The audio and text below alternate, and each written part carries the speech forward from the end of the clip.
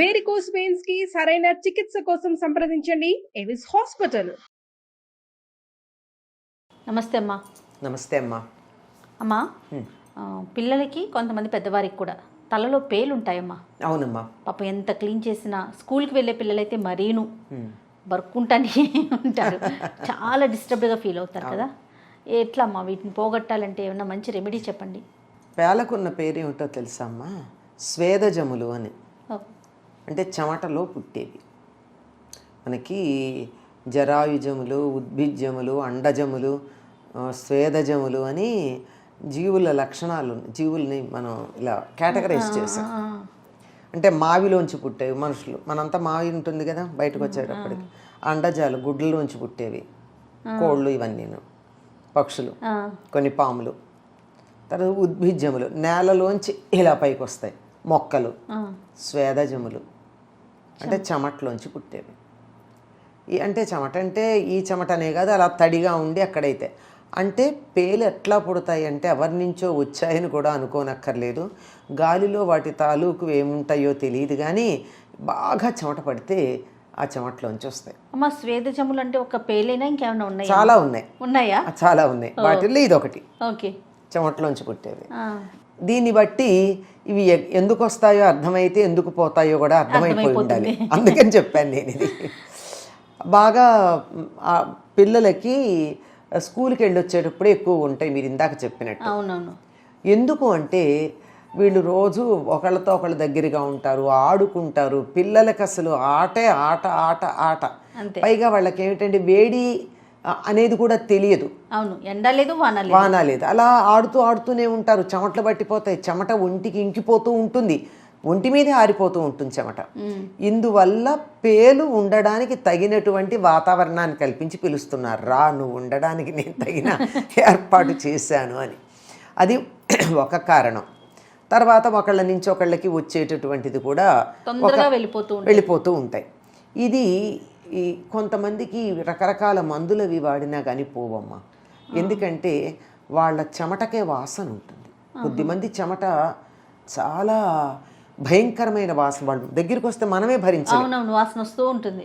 పాపం వాళ్ళు తినే ఆహారాన్ని బట్టి వచ్చిందా అంటే వాళ్ళు మనలాగే తింటారు కొంతమంది, అందరూ కాదు, శరీర తత్వాన్ని బట్టి. అటువంటి వాళ్ళు మరికొంచెం జాగ్రత్తలు తీసుకోవాలి.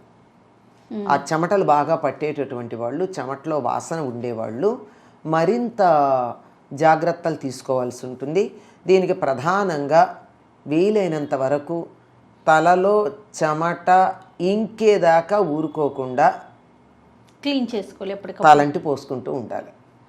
ఈ తలంట్లు షాంపూతో పోసుకున్న దానికన్నా కుంకుడుకాయ లాంటి వాటితో పోసుకోవడం మంచిది.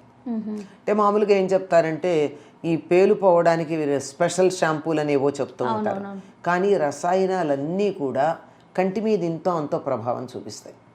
అందువల్ల దానికన్నా కుంకుడుకాయతో కానీ షీకాయతో కానీ శుభ్రం చేసుకోవడం చాలా మంచిది. ఈ షాంపూ వాడేవాళ్ళు చేసే ఒకానొక పొరపాటు ఏమిటంటే కాస్త ఇట్లా పెట్టగానే నురగొచ్చేస్తుంది కదా, ఈజీగా నురుగొచ్చేస్తుంది కనుక పోయింది అనుకుంటారు, స్నానం చేస్తారు. నురుగు స్కాల్ప్ దాకా వెళ్ళదు, పుర్రెకి తగలదు, పైన వచ్చేస్తుంది. అక్కడ ఈ షాంపూ ప్లస్ లోపల ఉన్నటువంటి చెమట కలిసి అట్టగడుతూ ఉంటుంది. తరచుగా అది మనకి ఈ డాండ్రఫ్ లాగా, చుండ్రులాగా బయటపడుతూ కూడా ఉంటుంది. అంచేత అసలు ఫస్ట్ తల మీద నీళ్లు పోసుకునేటప్పుడు వదిలించుకోవడం చాలా ప్రధానం. ఏం పెడతారో తలకి పెట్టేది అయితే కుంకుడికాయ మిగిలిన ప్రమాదం లేదు, అది తలలో ఉన్నా కూడా పెద్ద ఇబ్బంది లేదు. ఇవన్నీ ఉంటే లోపల ఆ స్కిన్కి అతుక్కుపోతాయి, స్కాల్పుకున్న స్కిన్కి. అందువల్ల శుభ్రంగా వదిలించుకోవాలి. ఎక్కువ నీళ్ళతో స్నానం చేయాల్సే ఉంటుంది తల మీద. ఇది మొదటిది, తలంటి పోసుకోవడం. ఈ తలంటి పోసుకున్నాక బాగా దానికేం పెద్ద అనుకూల వాతావరణం ఉండవు పేలకి తలంటి పోసుకోగానే. అంచేత వెంటనే గనక మంచి దువ్వెనతో దువ్వేసుకుని వీలైనంత వాటిని తీసేస్తే తలంటి పోసుకోగానే బాగా వచ్చేస్తాయి కూడా. అవునవును, ఇంతలా ఉబ్బుతాయి కూడా అంట. అందుకని వస్తాయి, ఉబ్బుతాయి, నీళ్లకు ఉబ్బుతాయి గనక మామూలుగా దువ్వెన పళ్ళ సందులోంచి జారిపోయేవి ఇప్పుడు అడ్డుపడి తేలిగ్గా వచ్చేస్తాయి. అంచేత అట్లా శుభ్రం చేసుకోవడం చాలా ప్రధానమైంది. ఆ శుభ్రం చేసుకుంటూ ఈ ఈ పేలకున్న గుణం ఏమిటంటే వెంట్రుకలకి అంటుకుని ఉండేటట్టు గుడ్లు పెడతాయి. ఈపి అంటాం దాన్ని. ఈరు ఈపి ఇలా వీటిని కూడా ఆ వెంట్రుకలు పట్టుకుని లాగి తీస్తారు. చాలా కష్టం కదా, నిప్పి కదా అలా లాగుతూ ఉంటే. అందువల్ల అవి ఓపిక లేకపోతే అవి పిల్లలు అయ్యేదాకా ఆగి వాటినన్నా తీయాలి. ఇది చాలా లాంగ్ ప్రాసెస్. రెగ్యులర్గా 3 రోజులకో 4 రోజులకో తలంటి పోసి దువ్వి తీసేయాలి. అంటే దీనికి మన వాళ్ళు ఏం చేస్తారంటే వేపాకు తెచ్చి బాగా నూరి, చాలా బాగా మెత్తగా నూరాలి దాన్ని. ఇప్పుడైతే పర్వాలేదు, మిక్సీలో వేస్తాం. దాన్ని కొంచెం నీళ్ళే పోసి నూరి మెత్తని పేస్ట్ లాగా చేసి తలకి పట్టిస్తారు. తలకి పట్టించి కొంచెంసేపు ఒక అరగంట అలా ఉండనిచ్చి, దీనివల్ల జలుబు కూడా చేస్తుంది. తలకి తడిది అలా పెడతాం కదా, అయితే ఏం చేస్తాం, అలా పోసి దాన్ని తర్వాత తల రుద్దినట్టయితే చాలా వరకు అట్లా వరుసగా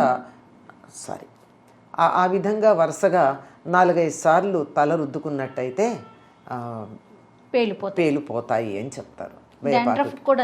డాండ్రఫ్ కూడా పోతుంది దాంతో. డాండ్రఫ్ కూడానమ్మా దేనివల్ల వస్తుంది? డాండ్రఫ్ అంటే ఏమిటి? తలలో ఉండేటటువంటి స్కాల్ప్ పుర్రె ఉంది, పుర్రెకి అతుక్కుని ఉన్నటువంటి చర్మం పొరలుగా లేచి రావడమే డాండ్రఫ్.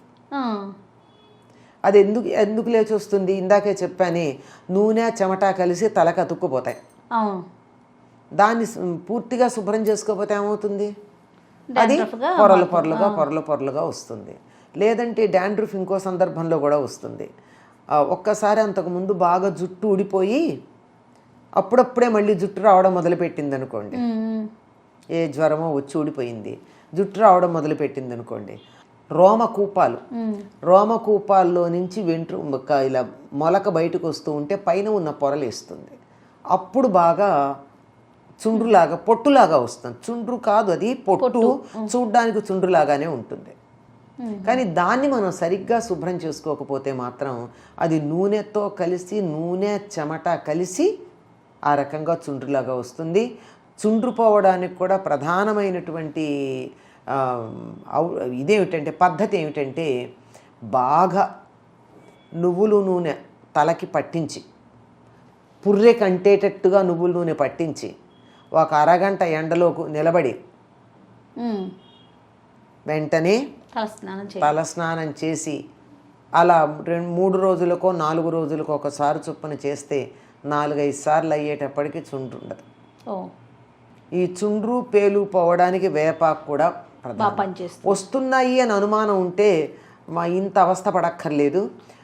తలంటి పోసుకుంటే సమయంలో 4 వేపాకులు తెచ్చి, పూర్వం కాగుల్లో నీళ్లు కాచుకునేవాళ్ళం, ఇప్పుడు అట్లా కుదరదుగా. కాసి ఒక గిన్నెలో కాసిన నీళ్ళల్లో కొంచెం నీళ్లు వేసి ఓ 4 వేపాకుల్ని మరగనిచ్చి 1 నిమిషం 2 నిమిషాలు ఆ నీళ్లు దగ్గర పెట్టుకుని తల మీద ఆ నీళ్లు పోసుకుని ఆ తర్వాత మామూలు నీళ్లు పోసేసుకుంటే సరిపోతుంది. అది కూడా అంటే మనకి ఎక్కడన్నా ఒక పెయిన్ ఉందన్నట్టు, లేకపోతే మన అమ్మాయి స్కూల్లో చదువుకుంటూ ఉంటే పక్క వాళ్ళ తలలో పేలున్నాయి అని అనుమానం వస్తేను వెంటనే ఈ పని చేస్తే రాకుండా పోతాయి. 1 అరా పడ్డా పోతాయి. తప్పకుండా. నమస్తే.